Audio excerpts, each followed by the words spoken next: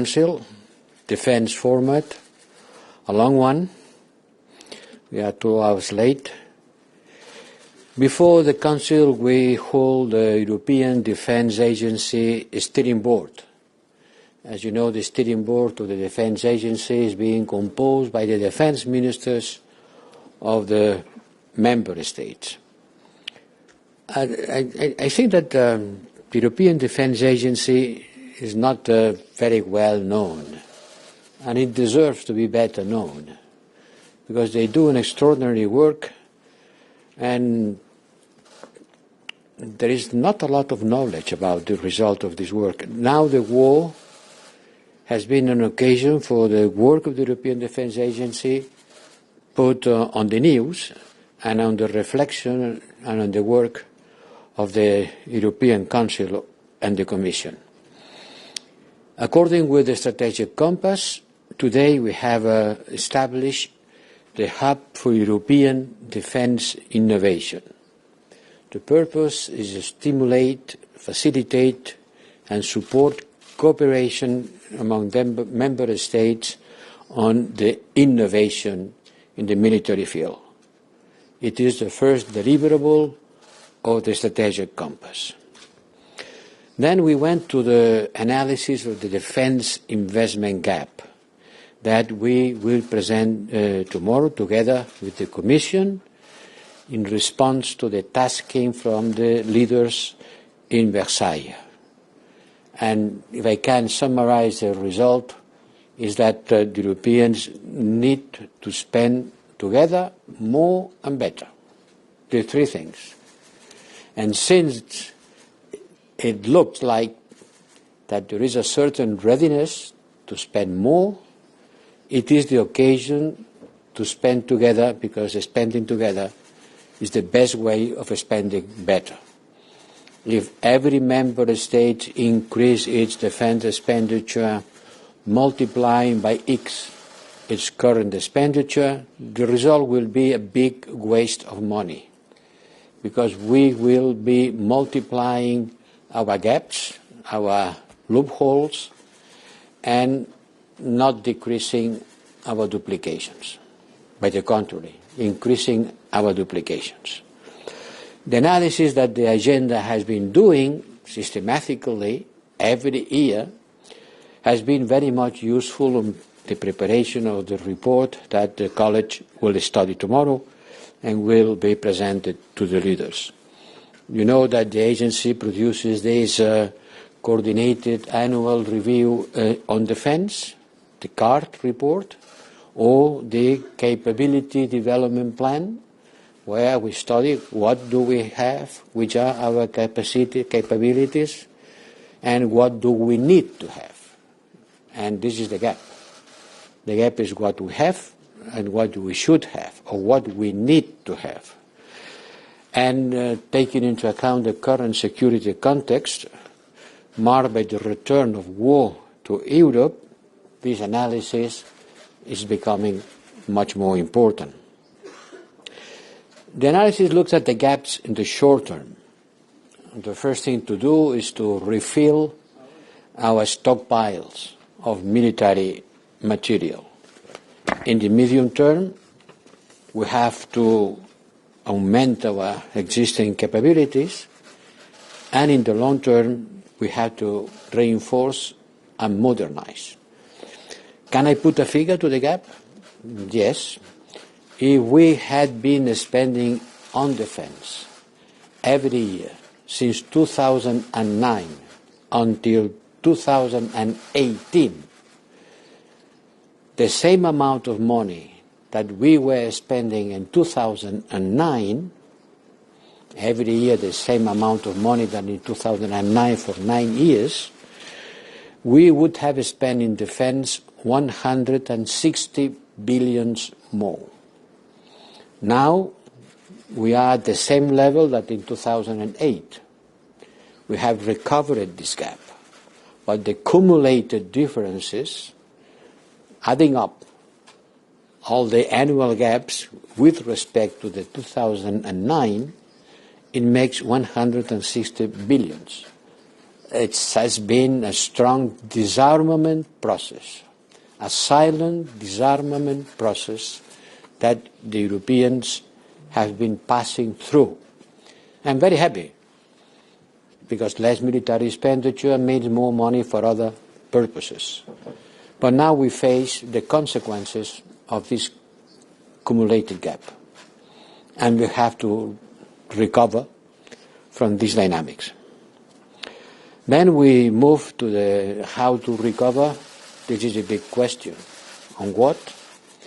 Medium-term, refilling stocks, short-term, refilling stocks, medium-term, increase the existing capabilities, long-term, to reinforce and modernize. It's going to be a big task and a big occasion also for our industry, and the war in Ukraine has been a wake-up call, making clear that we have to fill in these gaps and increase our defense capabilities. Then we went to the FAC defense. We updated the ministers to the latest development in Mali. Let me summarize. We don't have the guarantees by the transition authorities on non-interference by the Russian mercenaries. By the contrary, we have seen an increasing pattern of collusion and allegations of grave human rights abuses being investigated by the United Nations, and the latest regrettable decision by Mali to pull out from the G7 Sahel only add to this. So we decided to reaffirm our 1 month ago provisional decision of suspending operational training to form units of the Malian Armed Forces and the National Guard. We have also suspended the delivery of military equipment under the European Peace Facility, who was on the way. This doesn't mean that we are leaving Sahel. On the contrary, we want to do more and to do better. And for that, we will reallocate our resources, our military resources, in the neighboring countries. We will look to what's happening in the Gulf of Guinea, and we will be decreasing our effectives on the Mali itself, since we are not going to continue doing military training. We will decrease our effectives. On the next weeks, we will present a strategic review of the Mali mission to the member states, but we are not cancelling this mission. And then we went to the Compass. You know that the Compass is a very operational document with 80 concrete actions and a time to deliver.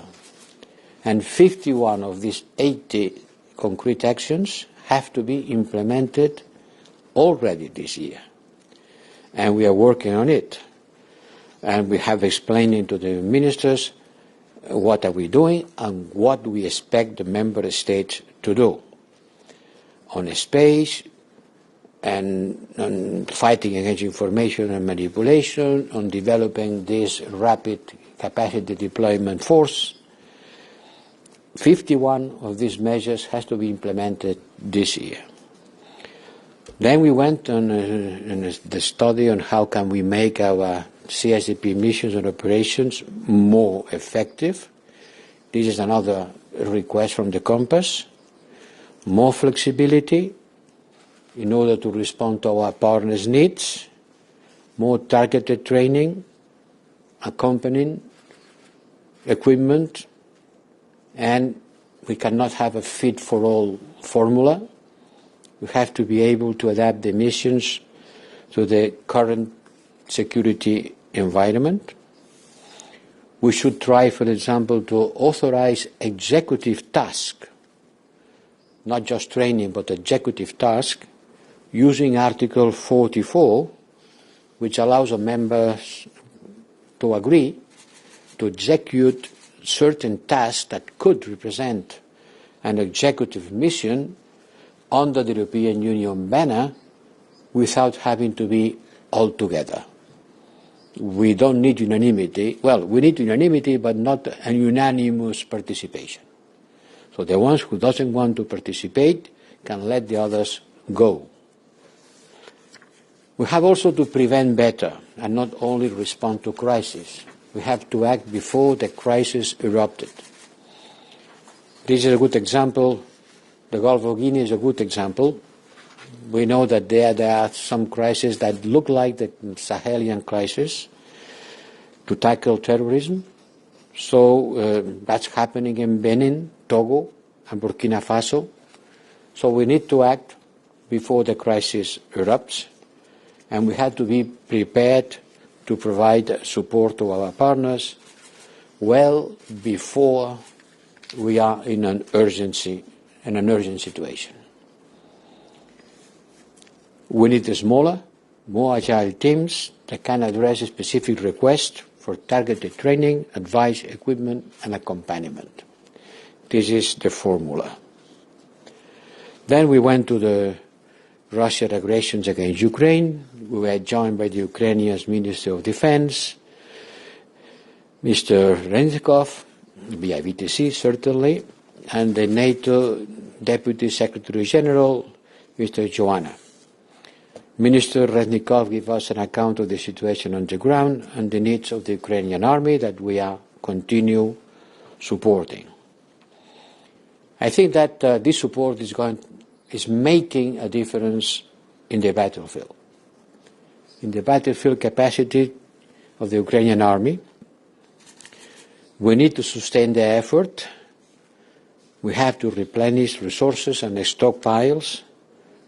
And I have to say that this support at that moment is critical because the war is in a critical moment, in a turning point.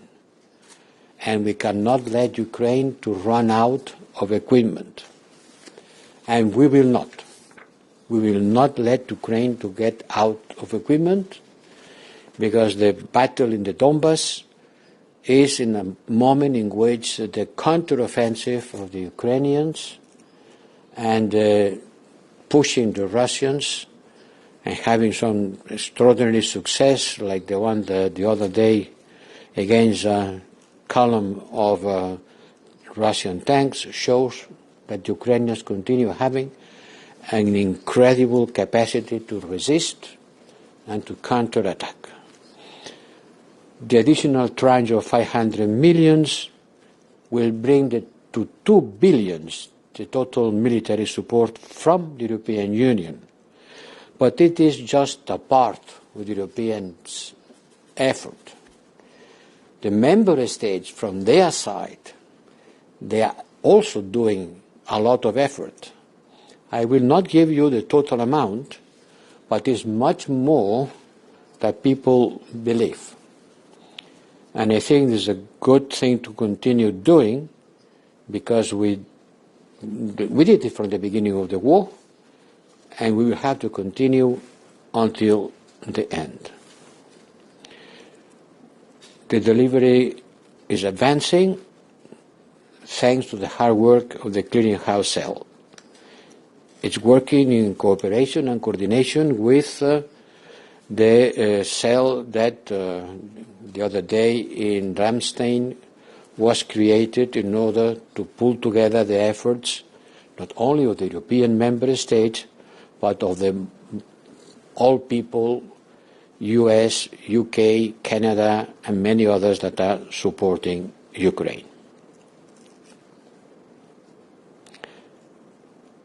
Our advisory mission to Ukraine today is back to Kyiv and will support the Ukrainian authorities through the civilian activities, supporting border management and investigation and prosecution of war crimes.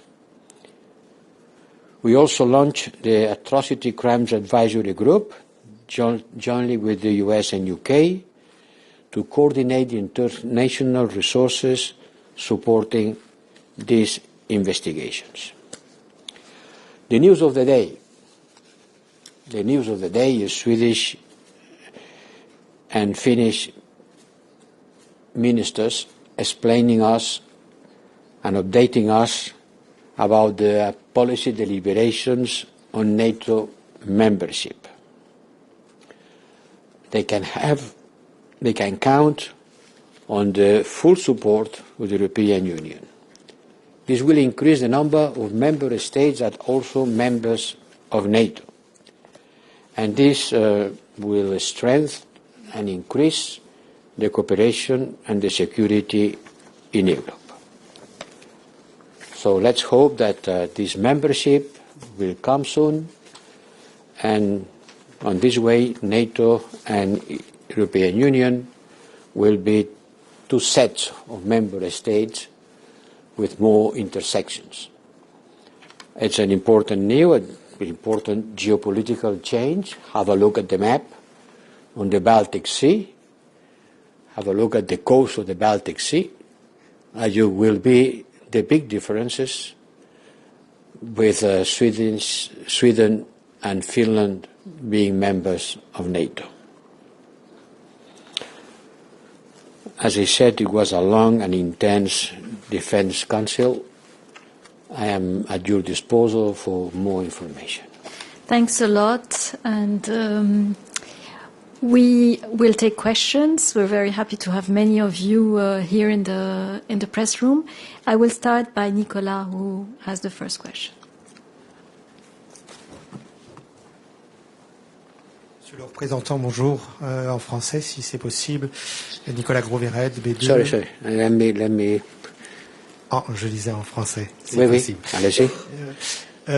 Justement sur la Finlande et la Suède, on sait très bien qu'il y a une période intérimaire avant l'incorporation totale à l'OTAN, et il y a cet article 42.7 qui pourrait être activé s'il y avait une volonté d'attaque de la Russie.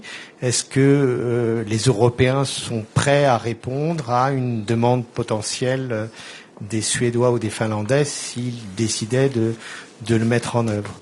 Et si vous pouvez, si je me permets, sur un autre sujet, sur le Mali, vous avez dit que on ne partait pas du Mali, mais est-ce qu'on va arriver à rester avec toutes les décisions maliennes qui se succèdent tous les jours, plus mauvaises les unes que les autres, et le possible départ de quand même quelques pays, dont je pense les Espagnols? Je vous remercie beaucoup. Oui, à propos du Mali,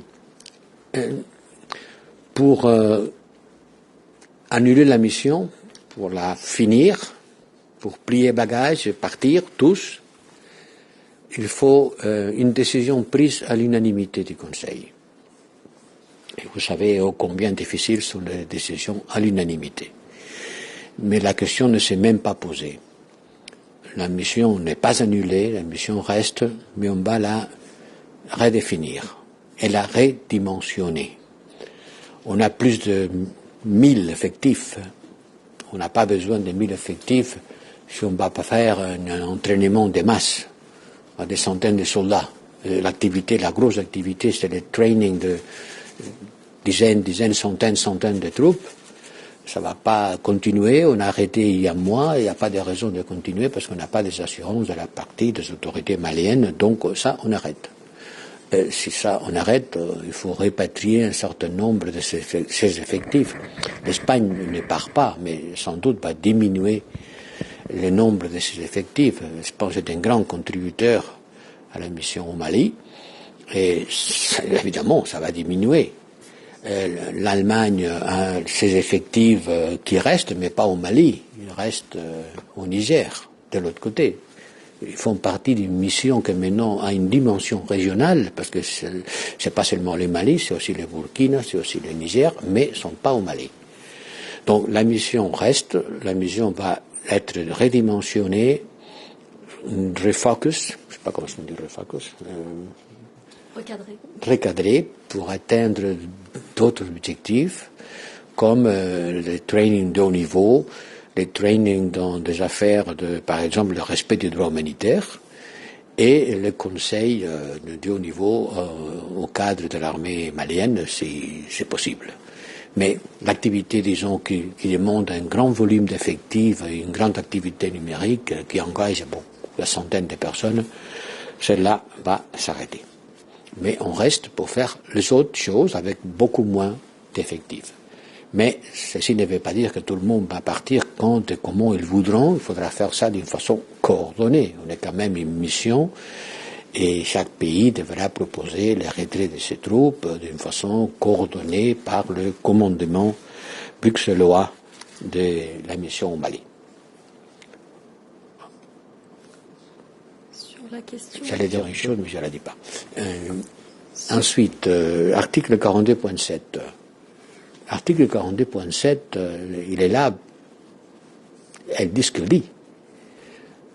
Il dit clairement que si un État est attaqué dans son territoire, s'il y a une agression armée contre un État membre de l'Union européenne, cet État peut demander aux autres de l'aider. Peut demander aux autres de l'aider. Et les autres sont obligés à le faire avec tous ses moyens. Ni plus ni moins. Ni plus ni moins. Il faut que l'État affecté le demande, mais s'il le demande, les autres doivent l'aider. Ce n'est pas potestatif, c'est pas dire « Ah, j'ai d'autres choses à faire ». Non, non. C'est une obligation de traiter. Mais ce n'est pas automatique. Il faut que l'État agressé, si ça arrive, espérons que ça n'arrivera jamais, les demande. Merci. Maintenant, je vais prendre des questions sur les collègues qui sont connectés, et je passe la parole à Tommaso.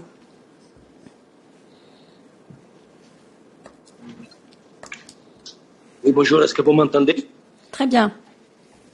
Oui, bonjour. Tommaso Gallavotti de l'agence de presse ADN Chronos.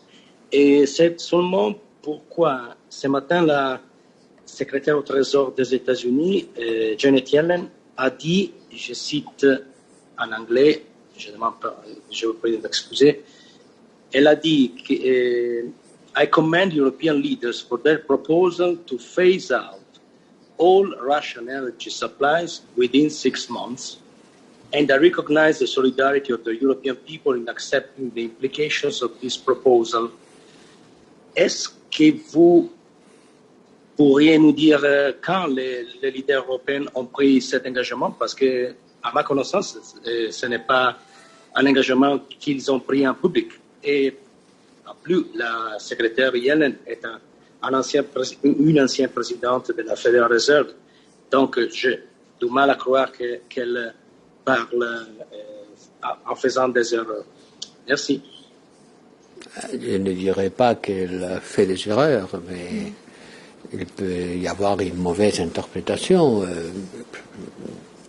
Un complete phase-out of Russian energy, que je sache, ce n'est pas une décision ferme de celui qui peut la prendre. Non?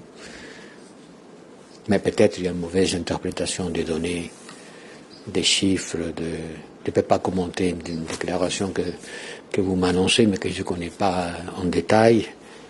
Je ne sais pas. Merci. James, you have the floor. James Bays from Al Jazeera. As you said today, the news of the day is Sweden and Finland, and very specific things have happened while you've been in that meeting. President Biden has asked the Prime Minister of Sweden and the President of Finland to come to the White House on Thursday. The Swedish Foreign Minister has signed the letter requesting membership of NATO, and perhaps most importantly, the Finnish Parliament has voted 188 in favour of joining NATO, just 8 against. These things that have happened today, what message do they send, do you think, to President Putin? Je ne pense pas que les Suédois et les Finlandais ont envoyé un message à l'adresse du président Poutine. En tout cas, j'ai entendu dire que le président Poutine ne se sent pas préoccupé pour cette décision. Je m'en réjouis. Jacopo, you have the floor.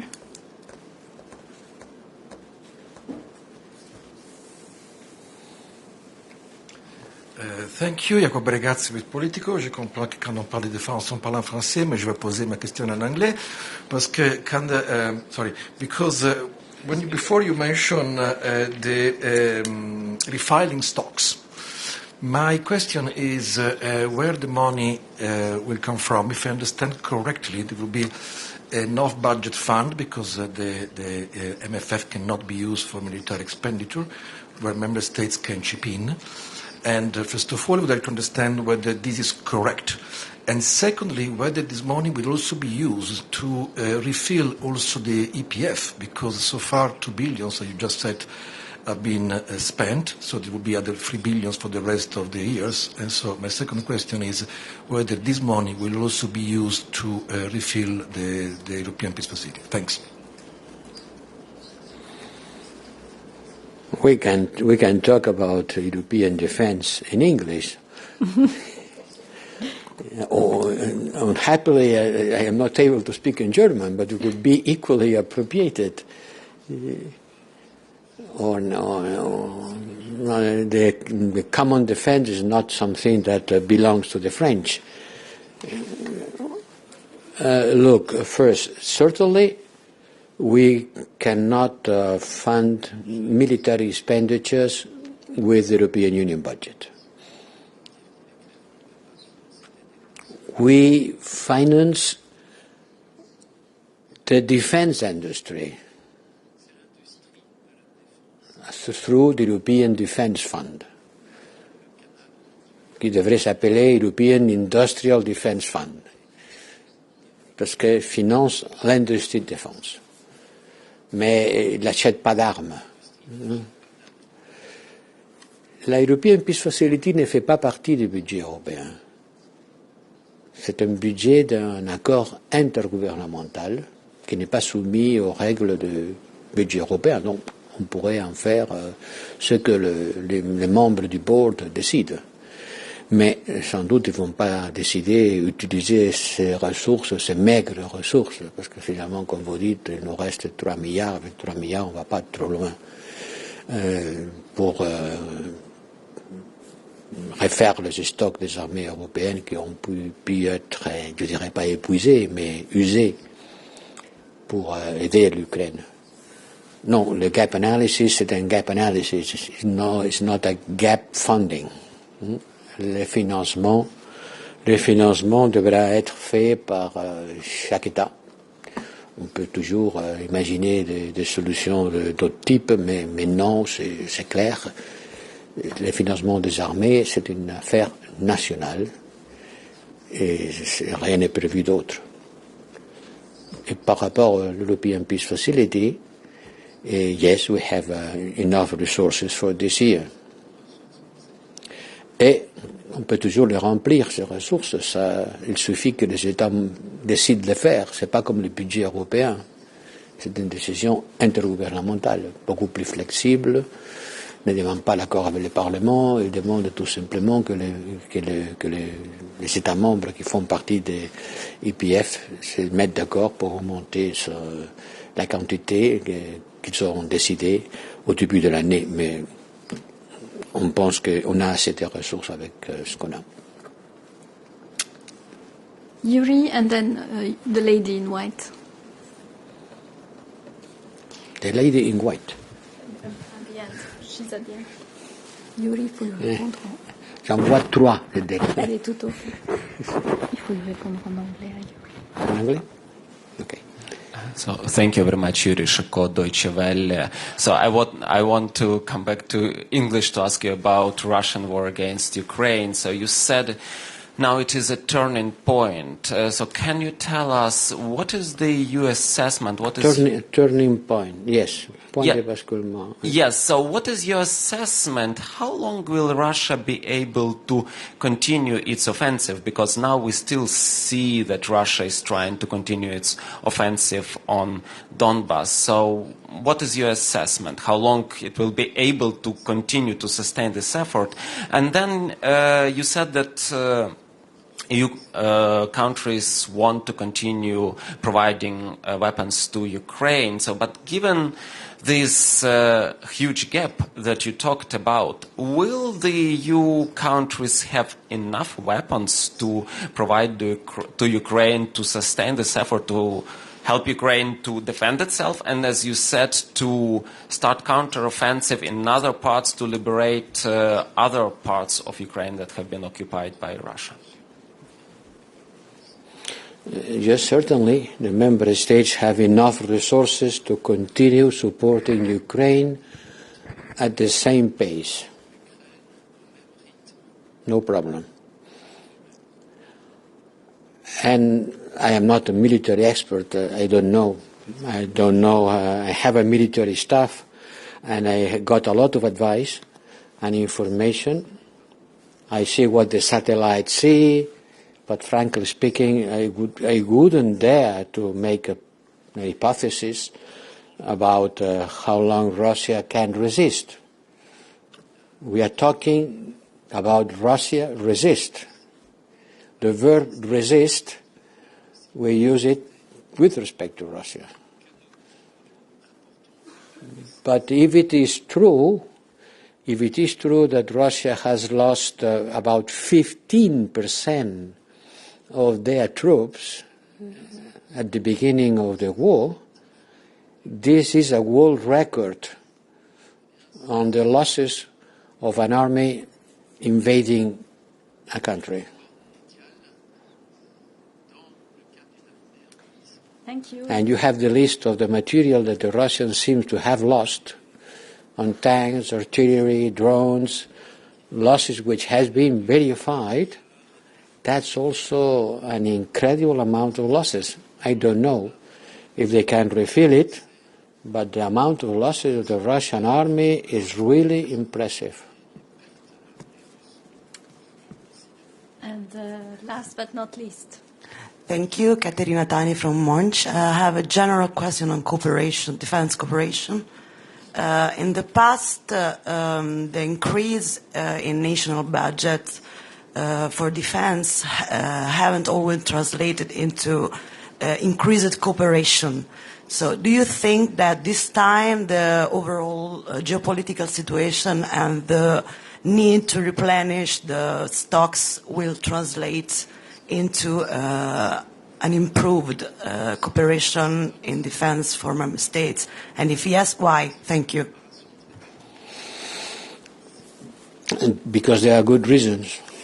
Because until now we were in a theoretical situation, on était dans une situation without a specific danger. We were not facing a threat, a concrete threat. And you know, Europe is answering in front of a crisis. We need a crisis in order to react. That's a pity that it has to be on a military crisis, on a war that represents losses of human lives and destructions in Ukraine. But in any case, it has been a wake-up call. Now everybody understands that we need to be more capable of facing situations like ones that we have been taken out of our imagination. And now they become real. So there is a strong incentive to act.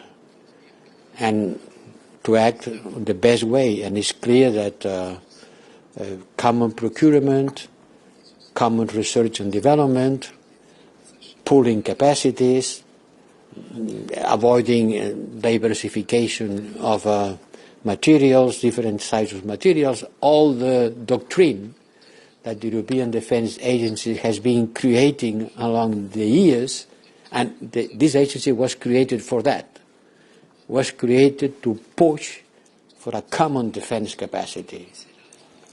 And now is the moment for the agency to use the knowledge that it has been producing, and I am sure that the member states will understand that in order to spend better, they have to spend together.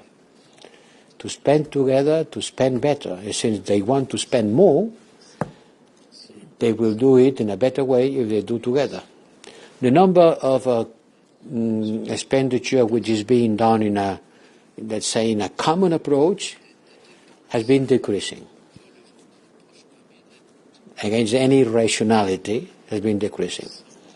So that is time to turn this trend up and to do otherwise.